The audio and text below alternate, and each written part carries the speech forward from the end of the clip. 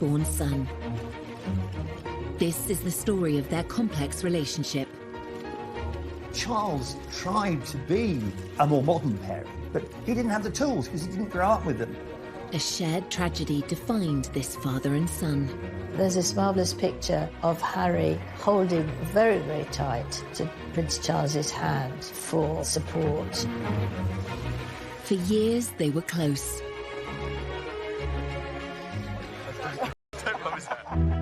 Until a shocking interview exposed the cracks in their relationship. Trapped within the system, like the rest of my family are. These are seismic statements to make. Charles Hughes felt very exposed by his son. Tonight, royal insiders explain how this relationship fell apart. He said it was the most terrible thing to make William and I walk behind our mother's coffin. It should not have been allowed. The damage is done. The relationship that I knew can never be like that again. Prince Philip's funeral was an opportunity for reconciliation, but what really happened? I think you could see clearly at the funeral how emotional Prince Charles was. Part of that was the problems with his relationship with Harry. And what lasting effect will this royal rift have on the House of Windsor? Of course, Harry wants to protect his wife, but is it at the expense of bringing down his own family? Tonight we ask, will Charles and Harry ever repair their damaged relationship? There's no doubt the gulf between Charles and Harry has widened considerably. It will be very difficult to bridge that divide in future. I can't see how they can do it.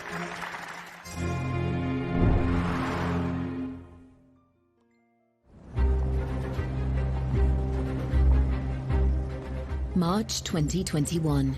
The Duke and Duchess of Sussex sit down with Oprah Winfrey for an explosive and revealing interview. It will rock the foundations of the royal family. Please explain how you, Prince Harry, raised in a palace, in a life of privilege, literally a prince, how you were trapped. Trapped within the system, like the rest of my family are. My father and my brother, they are trapped. Harry's claims exposed the unhappiness of the couple's life behind palace walls. They also revealed the full extent of his estrangement from his family, particularly his father. The person that was really sort of knocked to the ground in that interview with several punches was Prince Charles. 100%. The takeaway from that interview was that there is a real rift, there is real distance, there's real anger. You could see that it was, but at the same time he wanted to. He wanted to get a message through that he has struggled deeply with what's been going on, and there are definite fractures in the relationship. These are seismic statements to make about one's own family members. And I wonder whether, from Charles's point of view, he would have felt very exposed by his son. The Sussexes' interview with Oprah had echoes of another controversial royal interview, which took place in the 1990s, when Prince Charles spoke frankly about the state of his marriage and confessed to cheating on his wife, Princess Diana. Did you try to be faithful and honourable to your wife when you took on the vow of marriage? Yes, absolutely. And you were? Yes. Until it became irretrievably broken down. In the back of Charles' mind, there would have been a certain amount of guilt because it would have brought up memories of his own attempt way back in 1994 to get the media on his side. So on the one hand, he was being criticised by Harry and was probably very upset by that. But on the other hand, it's very difficult for me to sort of attack him for doing something which I myself did, you know, when I was young. Every single time anybody agrees to one of these huge interviews, they're doing it for one reason and one reason only.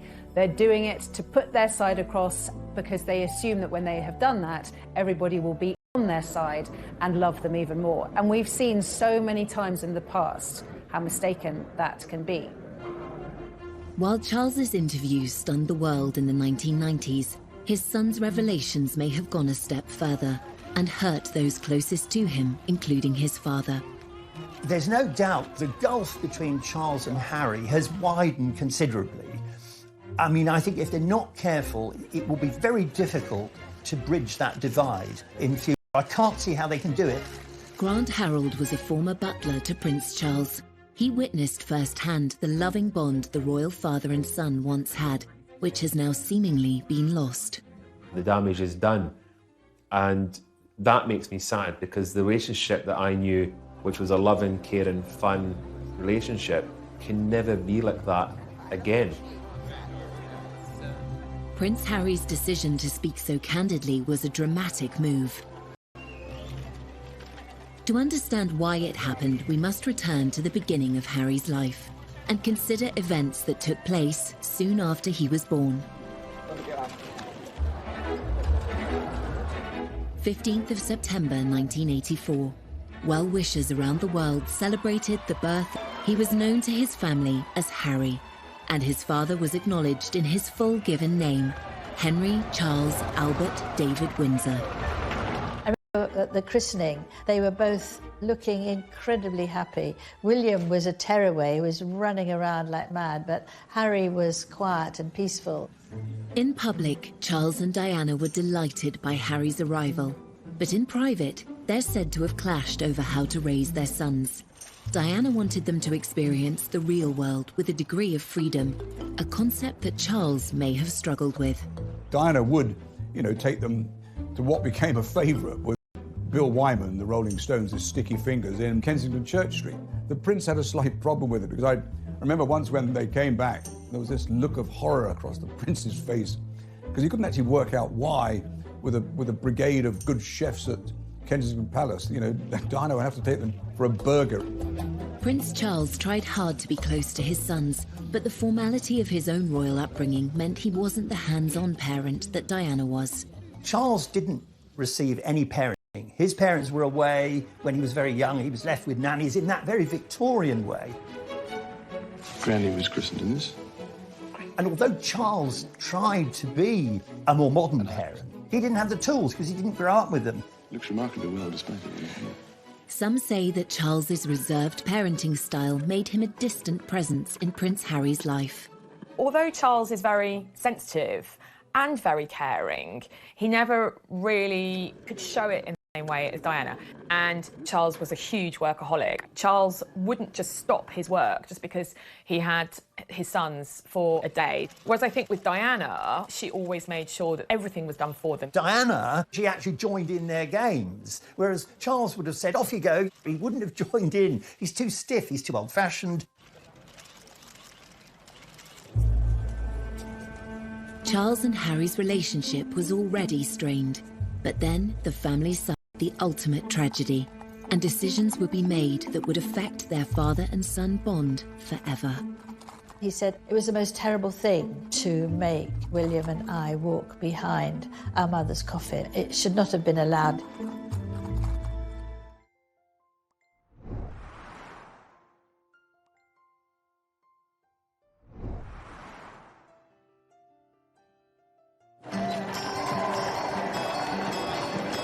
When Prince Harry was born, he and his brother William grew up initially in a happy family unit.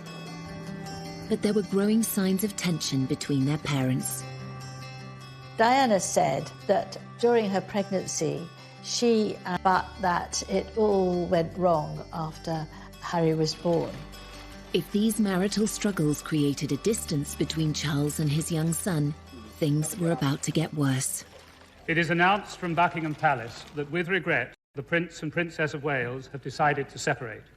This decision has been reached amicably, and they will both continue to participate fully in the upbringing of their children. In 1992, Harry's parents went through a very public breakup. The 8-year-old now struggled as he was bounced between Charles's Highgrove estate and Diana's Kensington Palace apartment. What a child wants is stability, structure, and love from their parents, and that kind of constancy gives children a sense of safety. If they're going between two separate households, that can feel very destabilising for a young child. So suddenly Prince Harry was shuttling between the more relaxed, much more familiar household of Princess Diana and then the more dutiful, strict, timetabled household of Prince Charles. There was this sort of natural gravitation towards Diana, simply because Diana was the provider of the fun things that boys at that age actually wanted. Charles, interesting enough, acknowledged that William and Harry were both happier and engaged when in the company of their mother. And in that respect, one has to applaud the Prince of Wales, because he could see that his children were happier in those early days with their mother rather than him.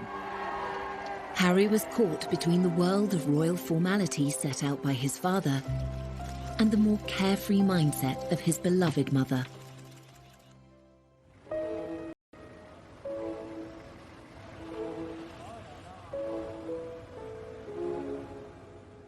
We have reports from Paris that Diana, Princess of Wales, has been killed in a car accident. Prince Harry had been with his father at Balmoral when the news broke of his mother's death in August 1997. Prince Charles tried to offer his young son the support he needed. Charles had this huge responsibility to protect the boys, and there's this marvellous picture of Harry leaning down to look at the notes and the flowers, holding very, very tight to Prince Charles's hand for support. It's a very, very moving moment, I think. In the immediate aftermath of Princess Diana's death, Prince Charles was very protective of his sons. He was determined that William and Harry would be shielded from speculation, from the press, from intrusion, and from people looking at their grief. At the funeral, however, it was a different story on the world. The private mourning of Diana's sons was on full public display. Princess Diana's funeral was one of the, and I say this as someone who was there, it was one of the most extraordinary things, I think, in the last century. It was a sort of maelstrom of grief, of astonishment, public display. Well, in the middle of all this vast sea of passion and emotion and public mourning, was a little boy. What we saw was the boys taking on the duty role. We see them doing their job, walking behind their mother's coffin. It is a deeply personal loss. And then to find yourself in this arena, surrounded by people openly grieving, weeping, throwing flowers, wanting to touch you, robs them of their own private grief. The royal family are very good at knowing what the public want. They're very good at putting on a show. They served up their grief in a ceremonial way that satisfied the millions. Prince Harry must have felt like a fish in a goldfish bowl, being stared at by the entire world, probably at the absolute worst point of his entire life. In later years, the adult Prince Harry would reveal his discomfort about the role he had played. It raised questions about why Prince Charles allowed his sons to be so exposed on such a traumatic day. I went to Kensington Palace and for an interview with Prince Harry, and we were making sort of polite-ish conversation, and he suddenly stopped, was very silent, and then he said, "It was the most terrible thing to make William and I walk behind our mother's coffin. It should not have been allowed." This went worldwide because he'd not really spoken about that before. And looking back on that terrible, tragic day, you realise that he was absolutely right. Clearly, it was a traumatic moment for him. Clearly, it's something he wouldn't make any child do himself. Clearly, he remembers it. So there's always a struggle for Prince Harry, and indeed for Prince William, between how they feel as bereaved sons and what they have to do as public figures.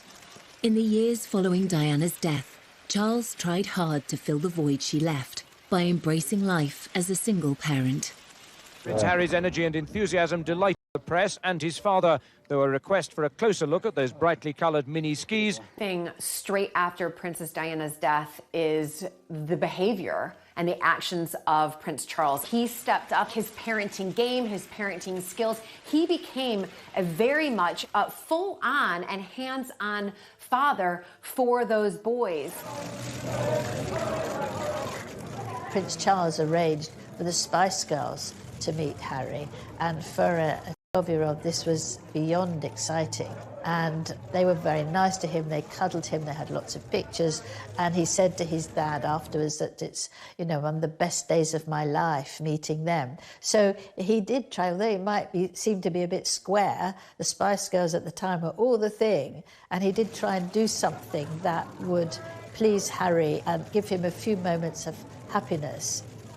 Charles made enormous efforts to do a lot more for the boys, to spend more time with them, to go to various events with them, and that was all to the good. I think that worked very well. Following the breakdown of his marriage to Diana, Charles's standing with the public had been at an all-time low. Just a few years later, he was becoming a hit with the world's media. Charles was under so much pressure. He'd been criticised so much through the disintegration of his marriage to Diana. He was very self-consciously promoting this idea of him as being close to the two boys. This was really to try and overturn the earlier image of him as cold and aloof, while Diana was warm and fun. Oh. What? No, I wouldn't do that. I remember the footage from the skiing trip, and it looks adorable. And then you've got dozens, if not hundreds, of official world's media photographing them and lobbing questions at them. My arms aren't long enough to get around there. And making sure that all those lovely father and son smiles are captured. Don't promise that. There's always been a huge desire from the press to have photos of Charles and Harry and William. Charles's attitude was very much give them a bit of what they want and then they'll leave us alone. But I'm not sure that Harry was ever as comfortable with that. Unknown by the media, the young Prince Harry's frustrations with royal life were growing. This was compounded by the death of his mother, whom he believed had been hounded by the press. When Princess Diana died, Harry was only 12. As time passed, of course, you're going to start questioning, why did she die? Who caused the death?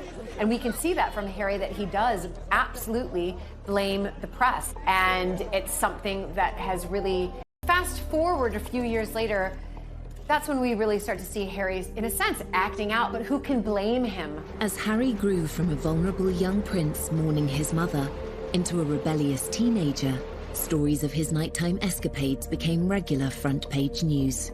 Harry's teens, by his own admission, were a very troubled time for him. Smoking and drinking too much, getting into trouble at school, cries for attention. It was one thing after another. They still me and I still read them.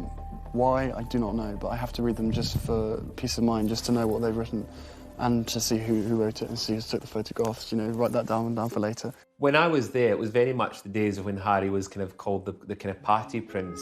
I remember on occasions, like on a Sunday morning, there'd be whatever Harry'd been up to the night before would be in the press. And then, obviously, I'd see him and I'd say to him, well, you had a good night then, kind of thing. And I'd have a laugh. And luckily, he would have a chuckle and he would go, maybe, you know, kind of thing. In 2002, newspapers revealed Harry had been caught smoking drugs and drinking underage in pubs near his father's home, Highgrove in Gloucestershire. For Charles, this was one misdemeanour too many. He sent his son for a day's visit to a drug rehabilitation centre. The palace viewed this with alarm. I mean, I think they always do, because anything that's out of control inevitably is damaging, especially for Charles, because it reflected badly on him as a parent. Prince Charles has got a lot of support today, not least because this is a situation that thousands of parents in Britain have faced. He insisted Harry should visit a drug rehabilitation centre. I think the idea was that it would give him a shock. He would go there and see, you know, what it was like if you allowed drugs to sort of take over your life. I suspect Prince Charles did that because in the eyes of the public, that's what the public wanted to see or felt that he should do. But at the end of the day, you know, there's a lot of, rebellious children who in normal families will do a little bit of underage drinking. So I think it's what do we need to show the public that we're doing in order to sort of hone in this behavior. Did this attempt at intervention by Prince Charles offer his son the support he really needed? I wonder whether, if that's the case, Harry would have felt, shortchanged. What I really need, Dad, is a lot of love, attention, structure. I need more face-to-face time with you because I'm struggling. This is a cry for help. I need you as my parent to step in and help me. So there might have been some tension around what was happening at this point in time. This would not be the last time Prince Charles would need to step in and make a critical decision in his son. Of Charles, the father, doing something that Harry, the son, didn't like.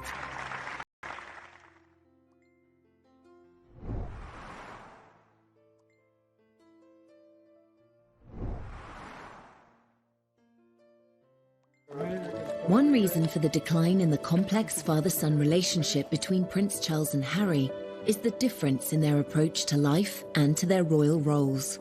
Both men were shaped by their formative experiences at school. Charles was given a tough, formal education that emphasized duty. He was a sensitive, vulnerable child who was put through this most appalling education to try and toughen him up. From the age of 13, Charles was sent to Gordonston School in northeast Scotland, just as his father had been before him. But the tough regime was ill-suited to the sensitive prince. Prince Charles called it Colditz in kilts, and like a prison sentence. It just wasn't for him. Prince Charles was bullied at school from end to end. He was completely and utterly, solidly miserable for the entirety of his time there. By contrast, Harry's school days at Eton were more sedate. Not as academic as his father, he was certainly more popular. Charles likes book learning. He wants to get the answers to his questions by going to the library and studying.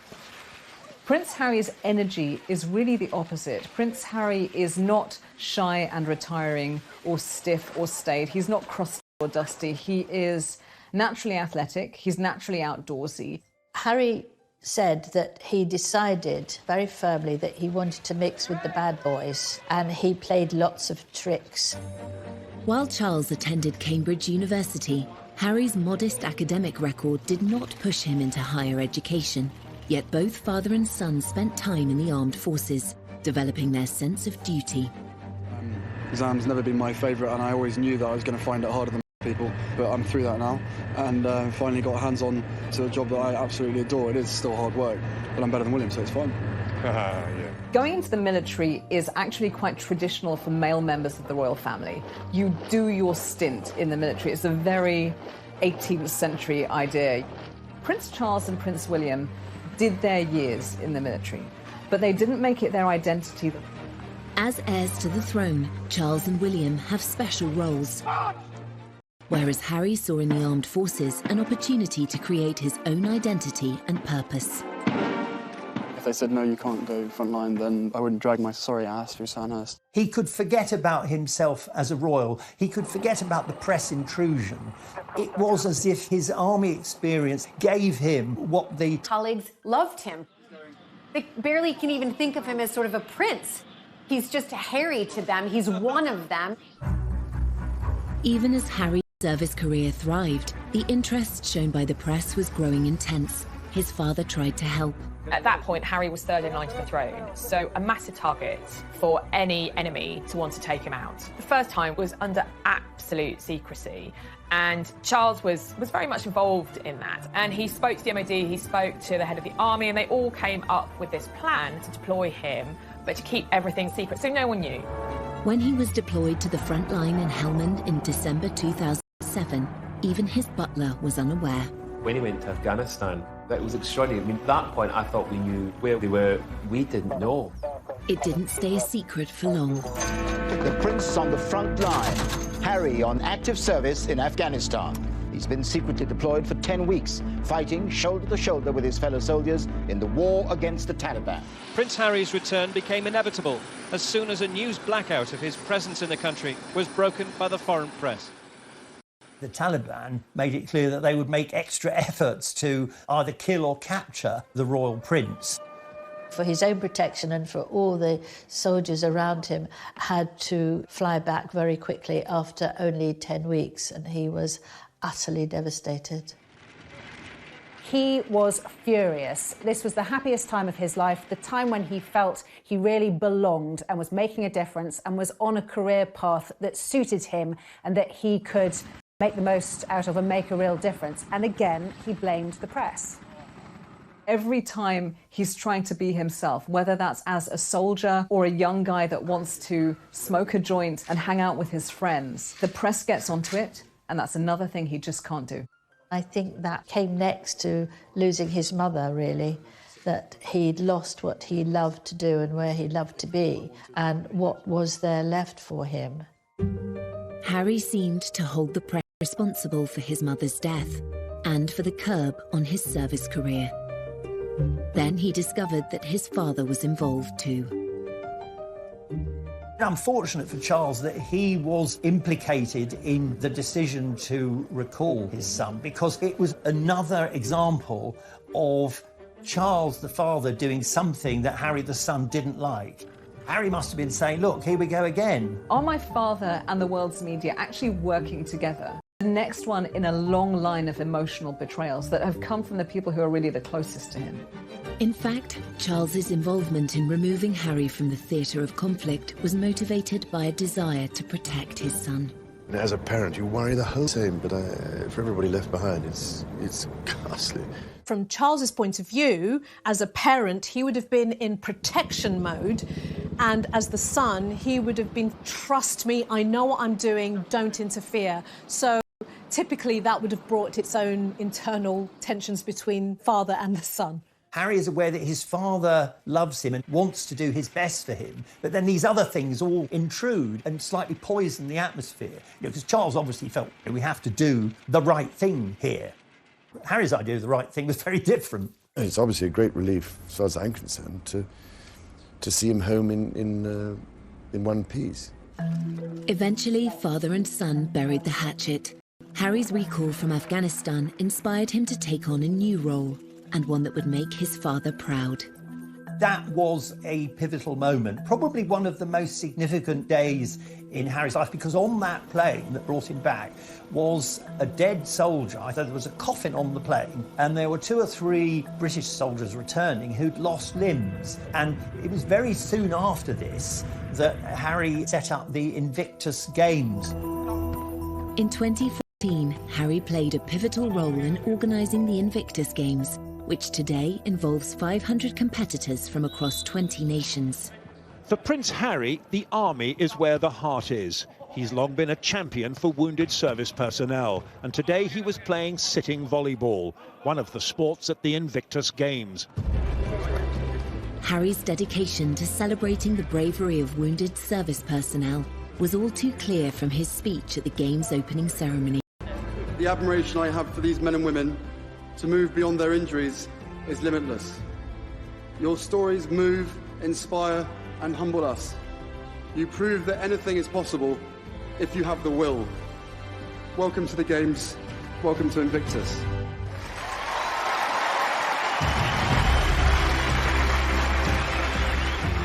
It was to prove a golden period for a now united father and son. Charles was very, very proud of Harry. What parent wouldn't be proud of their child coming through and blossoming and showing real confidence, real purpose, creating something that embraces a huge community? That is a huge step forward. I think it was also a way for him to bring his parents together. So from my father, I've got a sense of duty, a sense of continuity, a sense of my responsibility as a royal.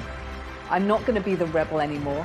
And then from his mother, he has the human rights aspect, the international aspect, the charity aspect. And those two things fused together really powerfully, and they're still fused together. Much in conflicts, Harry realised that this spoke to him in a special way.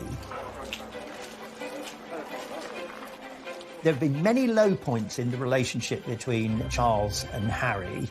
The high point, the bit they will both always remember as a point in time where they came very close. That would be the success of the Invictus Games. I mean, it was almost like, father and son finally found something that would lock them together. With his father's blessing, Harry helped turn the Invictus Games into an international success story, giving a powerful voice to thousands of injured servicemen and women around the world. Harry was now making a positive contribution to the royal family and to wider society.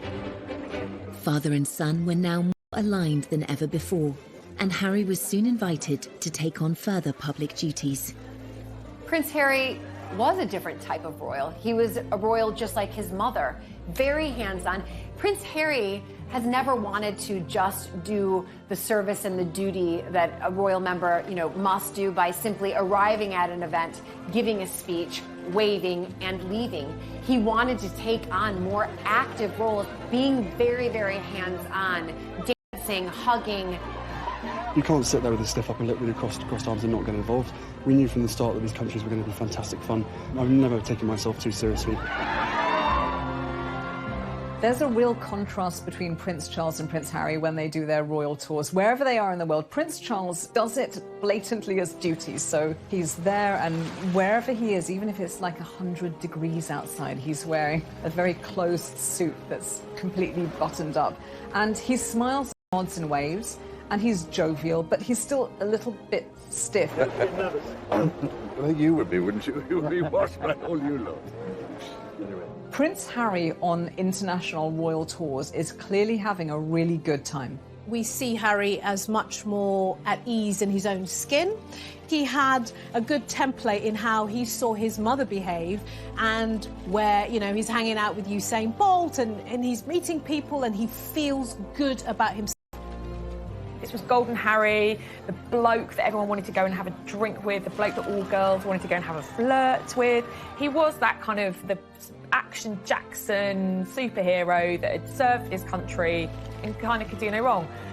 Charles and Harry were very close, probably as close as they've ever been. There's a famous Oscar Wilde quote which says about children and their parents. It says, first we love our parents, then we judge them, sometimes we forgive them.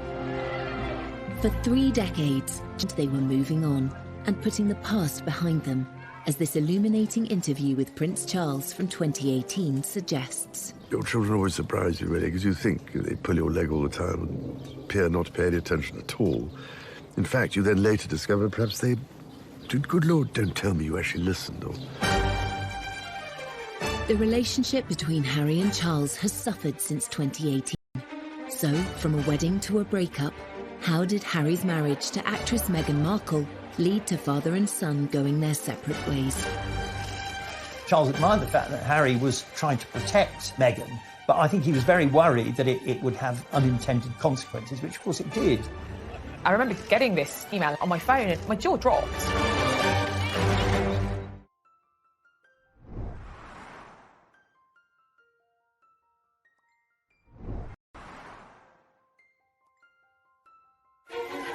Royal history shows that affairs of the heart often clash with responsibilities of the role.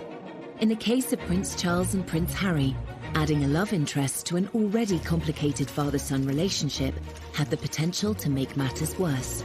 This is a repeating pattern over generations in the royal family. We've seen it with Charles, Diana and Camilla. That tension between wanting to be the person you love, being in a family business and also being a member of a family. Harry was just 10 years old when his father shocked the world and described the tensions in his marriage to Princess Diana, as well as his own adultery, in a frank TV interview. I have, on the whole, tried, I think, to get it right. I mean, constantly, people scrutinising. So, I mean, I have always tried to get it right, and try to do the right thing by everybody. So you can imagine, it's not a very happy or encouraging thing when this sort of business happened. So when his own sons started dating, it seems Charles advised them to choose their ideal partners based on love, rather than any other considerations. Prince Charles believed that, unlike what happened to him, where he was almost forced into a marriage and the wife had to be a virgin, he was determined that Prince Harry Prince William could find someone who they loved and who they wanted to marry. Harry had two big previous relationships before Meghan, so Chelsea Davy and, of course, Cressida Bonas. But while they appeared happy on the arm of the dashing prince, they weren't so keen to become princesses. Chelsea was like, absolutely not. I don't want to be in the public eye. I don't want to be written about in papers. And the same thing with Cressida. We know that both of those girls ended that relationship because they did a member of the royal family. Eventually, Harry did find the love of his life, and royal reporters are still kicking themselves that they didn't spot the signs. It's all very formal, obviously, when you're covering the royals, and there we were in one of the very smart rooms in Buckingham Palace, and Harry came bounding over, saying, "Hi, Em, how are you doing?" We're like, "You're tanned, or is it burnt?" And he said, "Yeah, I know. Africa was amazing. Oh, it was so good."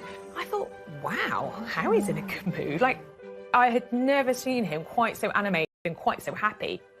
And that was about 6 weeks before the news broke that he was dating Meghan Markle. And of course, one of their first dates had been in Botswana. Hey, when did you know she was the one? Very first time we met. Harry and Meghan's romance was embraced by the royal family. In that happy time, there was no sign of any tension between father and son. They welcomed Meghan with open arms. Prince Charles admired the fact she was self-made. Charles, he's slightly obsessed with the idea that somehow you've got to retain the magic of the royal family, but you've got to modernise. And what better way than to welcome a woman who's not only divorced, but American and of mixed race. And I remember the Queen invited both Meghan and Harry to Sandringham, which is a huge thing because couples, unless you were married, you just didn't get invited. They liked her very much, but of course, it didn't take the press long to start writing things about Meghan, to do the sort of things that would make Meghan worry, but also the royal family worry. Newspapers were soon filled with opinion on whether Meghan was a good fit for the royal family. Whilst initially there was a huge amount of admiration and hero worship when Meghan first came on the scene, there were some media outlets that ran some really disgraceful articles with headlines about Straight Outta Compton or exotic DNA, very old-fashioned opinions, borderline racist opinions. And the trouble is that one article like that is one too many. Meghan, we've discovered, has a very, very thin skin. But we have to remember that Kate did. They used to call her Weighty Katie. She had a terrible time. And Camilla had a dreadful time in people accusing her of causing Diana's death. I know Camilla spoke to her and they had lunch together, tried to help her get used to things and give perhaps some of her own experiences so that she wouldn't feel that she was being targeted. The royal family may have been reassuring Meghan behind the scenes, but it's their standard practice not to complain in public about press treatment. By apparently not speaking up for Meghan, Charles seemed to find himself taking a very different path to Harry. Statements, these underlying racial tones need to stop. I remember getting this on my phone and my jaw dropped, actually, because press statements from members of the royal family are normally really bland and really boring. I mean, this was Harry. Anger. The anger was leaping off the page with his words and the tone. This was an unprecedented move, really just instructing the press to back off and leave Meghan alone.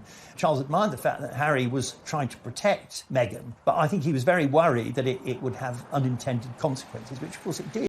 Handling the press is like handling gelignite. You know, it's almost impossible to do it safely.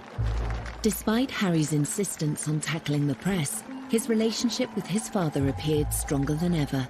He felt able to ask Charles to play a significant role at his wedding.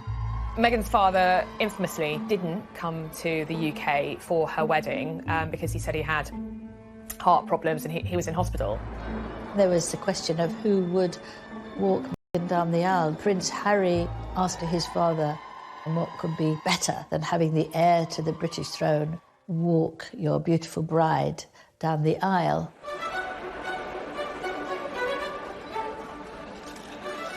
He proffered his arm, she took it. He said, "You look lovely." She said, "Thank you." And they process up to the altar and there's Harry. And he turns to Charles and he says, "Thanks, Pa."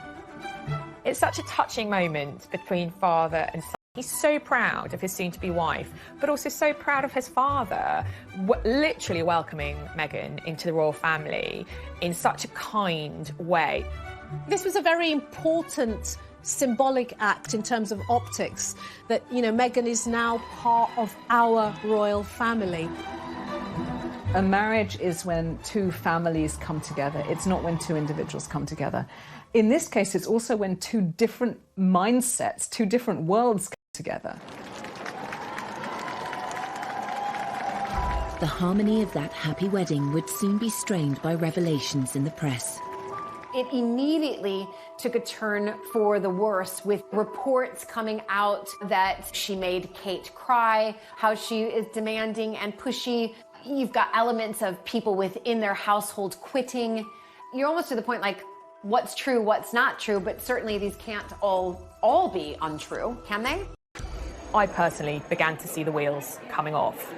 Harry was absolutely furious at the leaks, at what was being written. Everyone who knows anything about the press, the more angry you get, the bigger the story.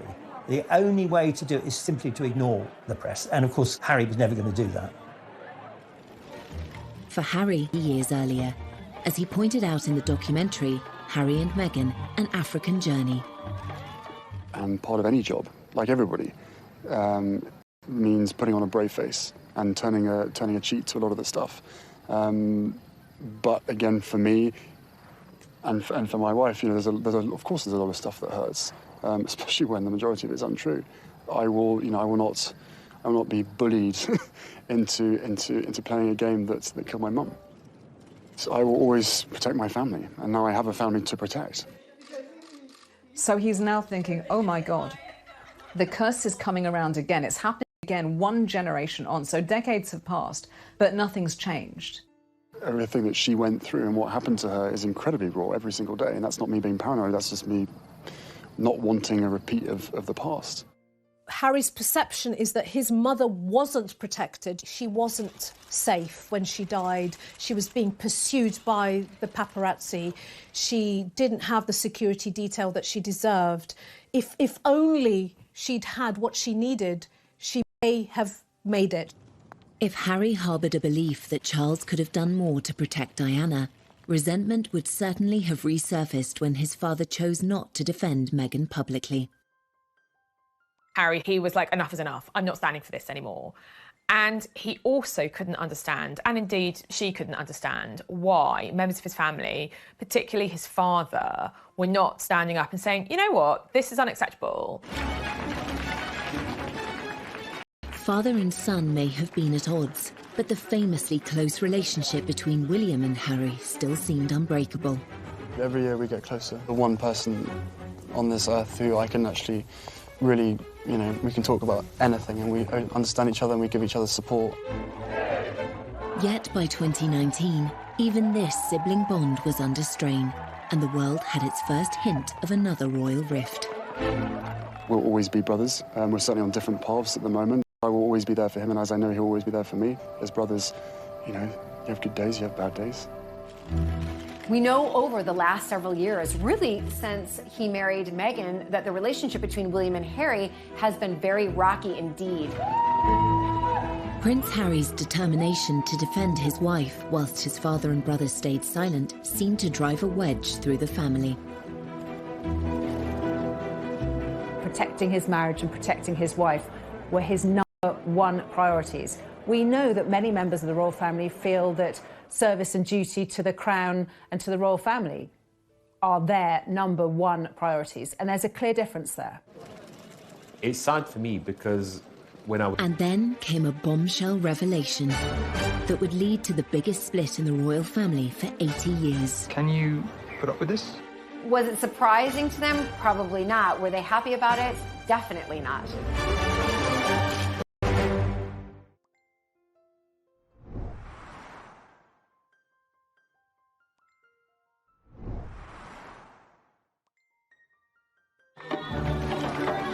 In September 2019, Harry and Meghan were on a 10-day tour of Africa, where they appeared to be embracing their royal roles.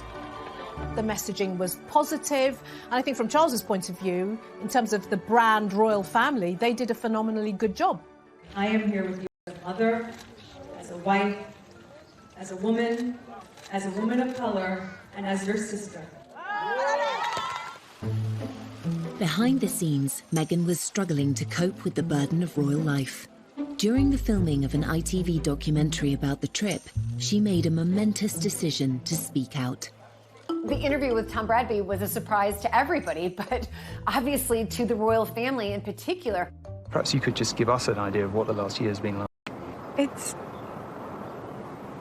hard. Thank you for asking, because not many people have asked if I'm okay.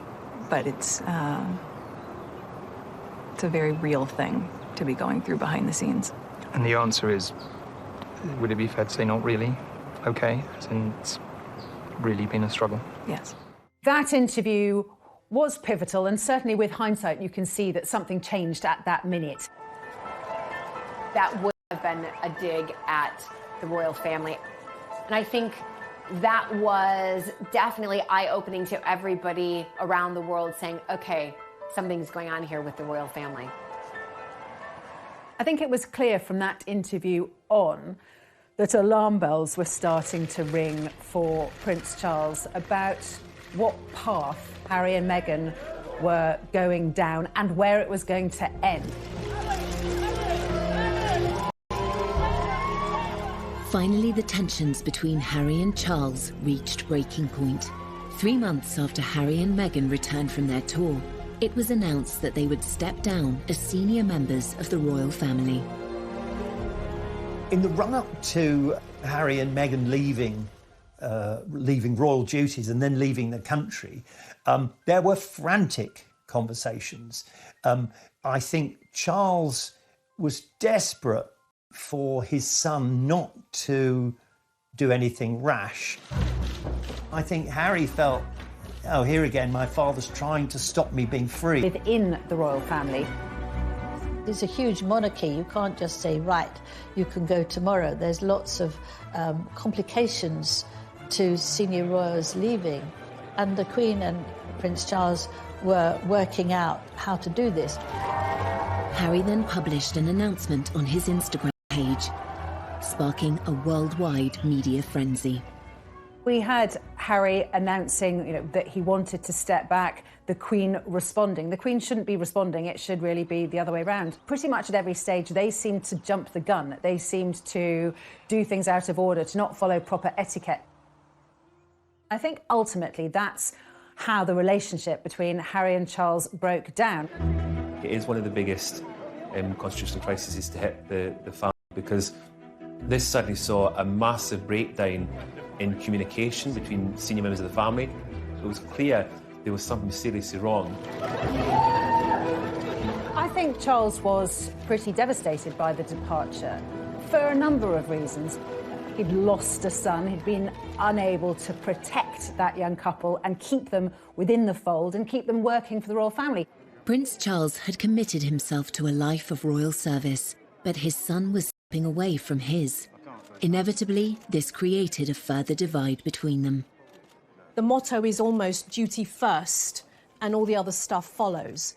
Now, when you now live in a world where you start to put your own needs and wants ahead of duty, this is where the tensions arise, because the rest of the family is saying, well, this is a business. Charles knew over the years how unpopular it's been to have the royal family too big, too costly, too many members who nobody's ever heard of. So he wanted to slimline the royal family. So it was no surprise when his son wanted not only to be not a working royal anymore, but to be half in, half out. That was never going to wash. It seems yet again that Harry didn't receive the support he'd hoped for. You've got here the tension between being a parent and also the child's boss. And here's where the boundaries get very blurry and very messy. His withdrawal from royal duty was never going to be easy, but the sacrifice Harry had to make was far greater than he imagined. He has lost his royal titles. He's lost security privileges. He's lost a lot of money and patronage. He lost all of his military appointments, which he worked for 10 years to build up. When Harry first spoke out about the decision, he expressed his disappointment that his family were unable to compromise. It brings me great that it has come to this. Our hope was to continue serving the Queen, the Commonwealth. That wasn't possible. I think he'd find it upsetting because he doesn't just do them because it's duty, it's because he's passionate. He loves these things. For Charles, as with the Queen, the monarchy always comes first. Harry seemed to struggle with this idea. Charles will have known that that was going to damage their relationship, but he will have put what he saw as the greater good of the monarchy and the royal family above his personal relationship with his son. Once again, Charles's silence was deafening, but there was a high price to pay. The rift between father and son was growing, and soon the whole world would know about it. Prince Charles loves Harry, but there comes a time when you have to say enough is enough, and that was it.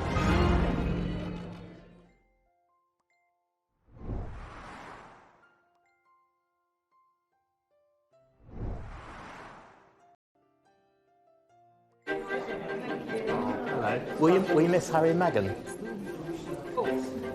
In February 2021, nearly a year after Meghan and Harry stepped back from their royal roles, it was announced that their move would be permanent. Weeks later, Harry made the pivotal decision to appear on global television and discuss the issues he has with his father in front of an estimated audience of 60 million. When we were in Canada, I had 3 conversations with my grandmother and 2 conversations with my father before he stopped taking my calls. So you just said that your dad stopped taking your calls. Why did he stop taking your calls? Because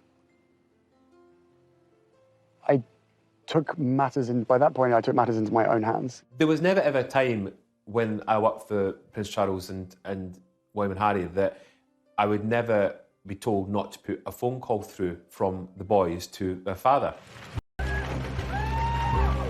But this is how serious it has become, that he doesn't want to answer the calls of his son. We're told the reason that Charles stopped taking his calls because Harry kept asking for more money. Charles is not someone who likes confrontation, so effectively, he just stopped taking his calls. Charles doesn't have a mobile phone, so it is just literally phoning the switchboard and asking to be put through to wherever he is. Prince Charles loves Harry, but there comes a time when you have to say enough is enough, and that was it. And they got back talking on the phone a short while afterwards. Harry also disclosed that Charles had put an end to the private funding he was providing for his son. My family literally cut me off financially, and I had to afford security for us.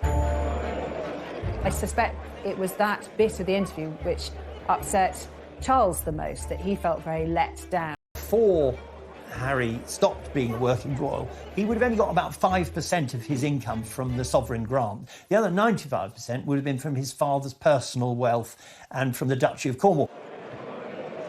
Charles was paying about £5 million a year for Kate, William, Harry and Meghan. That's a significant amount of money.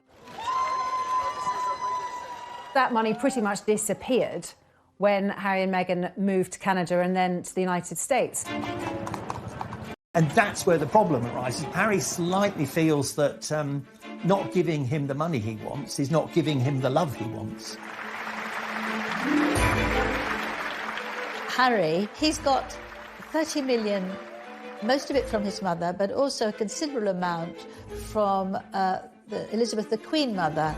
So he's not exactly what you would call poor. One issue raised in the interview seemed more sensitive for Harry than any other. On the security element, I never thought that I would have my security removed because I was born into this position and I inherited the risk. So that was a shock to me. Going back to Diana's death, paying for security will be something that Harry feels passionately about, that they need that security, that without that security their lives are in danger. So you can see how this issue is one of great emotion for Harry. Harry's frustration with his father was clear. Could Charles be doing more for his son? They have stepped down. So I think that to justify, again, Prince Charles paying for that security is difficult. Had they stayed in this country as working members, working senior members of the royal family, we'd be in a completely different situation right now. As father-son rifts go, royal status adds unique complications. The public nature of this feud only makes matters worse. But even after Harry's shocking claims, Charles, again, remained silent. Harry knows very well that the Queen, his grandmother, aged nearly 95, and his father, who has followed in her footsteps, believe in the motto, never complain, never explain. So he would know absolutely that they couldn't come back and say what the truth was, or give even their side of the truth. But we know that in private, he let it be known that he felt very let down by the interview. After the interview, Gayle King, who has become a close friend of Harry and Meghan's, she said on her morning show that Harry had spoken to his father and his brother after the interview, but talks have been unproductive, which I think only really added fuel to the fire. William and Charles thought, whatever. The claims that Harry made about his father could have a serious effect on the monarchy, which Charles has worked so hard to protect. It can be damaging. That's the reality. That interview overnight could have changed the public opinion of the family. Of course, Harry wants to protect his family, his wife and his child and his unborn child, but at what expense? Is it at the expense of bringing down his own family, family that he's known for 36 years? In the midst of his many grievances, Harry made an emotional admission to Oprah Winfrey of his hope for a reconciliation. Of course, I will always love him, but there's a lot of hurt that's happened, and I will continue to make it one of my priorities to try and heal that relationship. With the recent passing of the Duke of Edinburgh, could the shared loss in the family become an opportunity?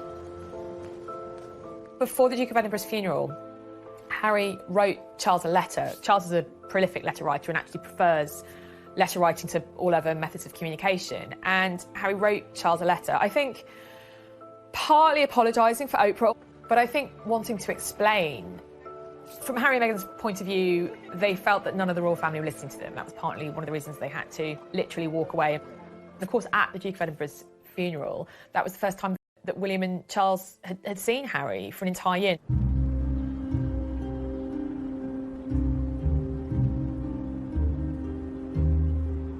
I think you could see clearly at the funeral how emotional Prince Charles was. He seemed to be more willing to show that side of himself, that raw emotion.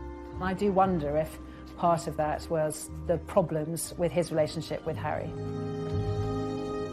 The Prince of Wales, I think he's anxious, like any father, to put right what is wrong.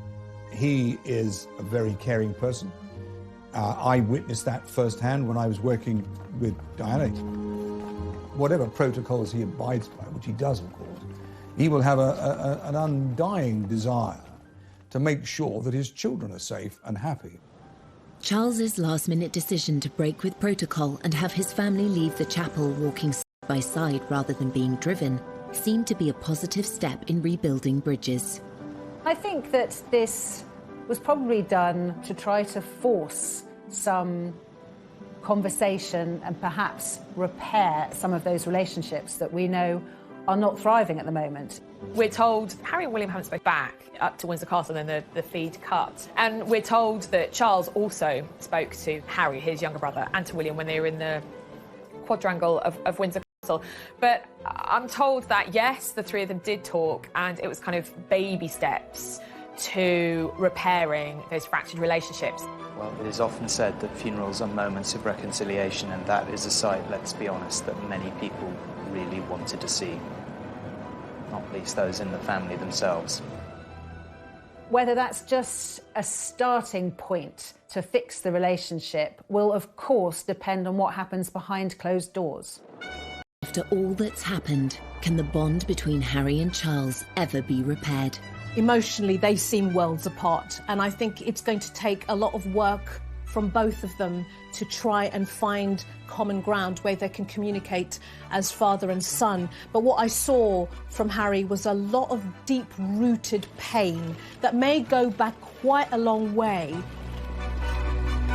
There is a need, in a way, to reach the point where Harry forgive Charles for all the turmoil of Harry's early years. And it may be that Harry needs the distance of being in America, not being a royal who works as a royal. He may need that in order to reach the point where he can forgive Charles.